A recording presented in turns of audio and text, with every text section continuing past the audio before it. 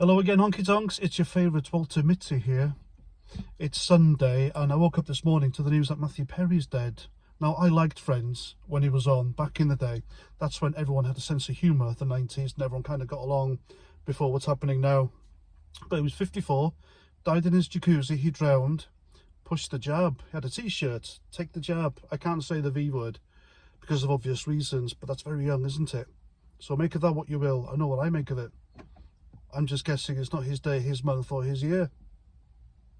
Now, I cracked that gag on Twitter this morning, and some guy, and he was a mature bloke as well, immediately replied, unfollowed.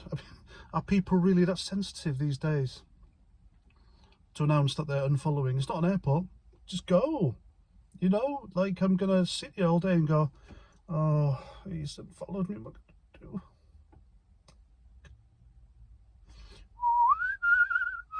I'm not like that. I don't bite, I take the piss. That's what I do. Good old-fashioned squaddy sense of humour. But also, more concerning, well, it's not really concerning, Boris Johnson is joining GB News. What a laugh. Probably, and I know all politicians lie, but he was the biggest lie of the lot. And I know I voted for him. I voted for Boris Johnson because he was the best of a bad bunch. Either him or the guy currently supporting Hamas in the marches in London, Jeremy Corbyn, the Marxist terrorist-loving scumbag. Either Boris Johnson or him. It had to be Boris Johnson, didn't it? I had to keep Corbyn out of 10 Downing Street. I had to. I could not vote. I couldn't do it, even though I said I wouldn't, but it was my civic duty as a libertarian, a freedom-loving, democracy-loving British guy. I had to keep out Corbyn for everyone's sake. Believe me or not, the country would be in a far state with him and John McConnell's socialist policies. They really would. So I did my bit, and I know you guys did your bit as well.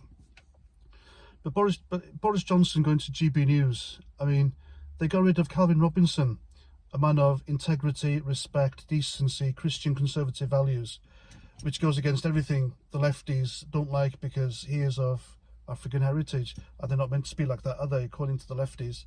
Oh, no. If you have the woke mind virus, certain people have to think a certain way. But they got rid of Lawrence Fox, they got rid of Calvin Robinson, they got people like Narinder Kaur on as guests. Narinder Kaur, who just everything comes out of her mouth is wrong. It really is wrong. She's entitled to her opinions, and I'm glad she has a platform because I want people to know that these people exist. But Boris Johnson going there as a pundit, it might be entertaining, but he's got the blood of a lot of people on his hands. He pushed the jab. He wanted the jab mandatory. He pushed it through Parliament, and I think that failed, didn't it? Correct me in the comments. But the guy was an out-and-out liar. An out-and-out liar. Campaigning for Zelensky to have more money, the Ukraine. During Brexit, he had two speeches ready. One for if Brexit lost, and one for if Brexit won. Brexit won. He subsequently became Prime Minister. And I know what the Tories did to him was wrong. Shit, I've just swallowed my gum. You know, if you swallow your chewing gum, it sticks to your insides and kills you, don't you?